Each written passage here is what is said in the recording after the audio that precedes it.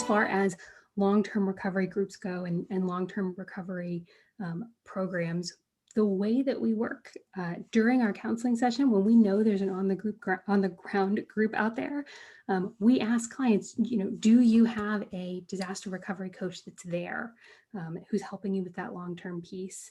And if they do, then we're encouraging them take the counseling summary that you get the session after every conversation with us. They get a document that says, what are your next steps?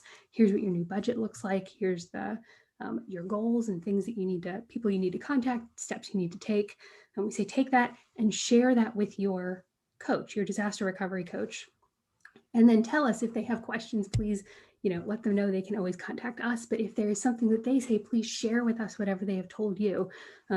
Because we are really good at focusing on the financial piece of the disaster recovery, but we are not great at all of the other things that those on the ground groups do to get people recovered. So, a big part of our approach on Project Porchlight is to meet people where they are. And so, if somebody is in a place where they call us and they are already ready to spend, 90 minutes potentially on the phone walking through every little piece of their financial situation, then we're there for them. We're going to spend those 90 minutes, whatever it takes. But for a lot of folks, that's not where they are in that first contact. And so while we would love to do sort of that big intake where we go through all of the different parts of their situation right in that call up front, really frequently what we're doing is just having a very basic conversation. Here's who we are. Here's what we do. We're doing it on your terms. We can't dictate to you what your recovery looks like, but building that relationship and really approaching it with empathy and understanding, making sure we're not using any kind of jargon, using strong communication skills for folks. And then following up in whatever way they're most comfortable with. If that means text messages or email, that's great. We can do that. If it means a telephone call and we leave a voicemail and maybe they'll call us back in 2 months, that's fine too. It really is dictated by what they're ready for. And I talked about those sort of small wins, sort of bootstrapping up into bigger ones. Just establishing that relationship and contact can be that first win.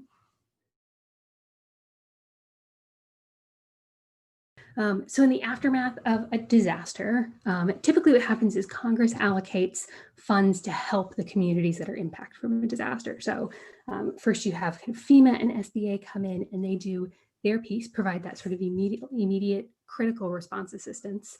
And Congress does their allocation, and that money that they allocate is distributed through HUD. And HUD does it as a community development block grant for disaster recovery. And so they are frequently shortened to CDBG-DR, which is still a mouthful. But so what typically happens there is the community finds out that they're going to be receiving funds, and then the community has to put together a plan for how they're going to spend that money. And that plan can include all kinds of things. It can include, repairing the physical infrastructure. It can include money for making the population and the structures more resilient in all kinds of ways. It can include money for housing counseling. It can include funds for long-term disaster recovery programs. All kinds of things can be funded in it. But it's up to the community to write their proposal. And what usually happens is the local government will have meetings with community. They'll meet with kind of the public in general, where people can do open comments. They'll meet with specific community organizations, hopefully like yours, and then they'll put this plan together. They turn around, submit their plan to HUD, and HUD goes through and either approves the plan or says, you know what, I don't see services that are going to be able to address this particular piece, or it looks like this community might not be well served. Find a way to address this community and their needs. So there's some back and forth. Eventually the plan is finalized and the money flows in. That can be a really long process, though. Unfortunately, what we see is that it typically takes about a year to a year and a half from the disaster for communities to actually get that infusion of funds. But the money that's provided is really critical.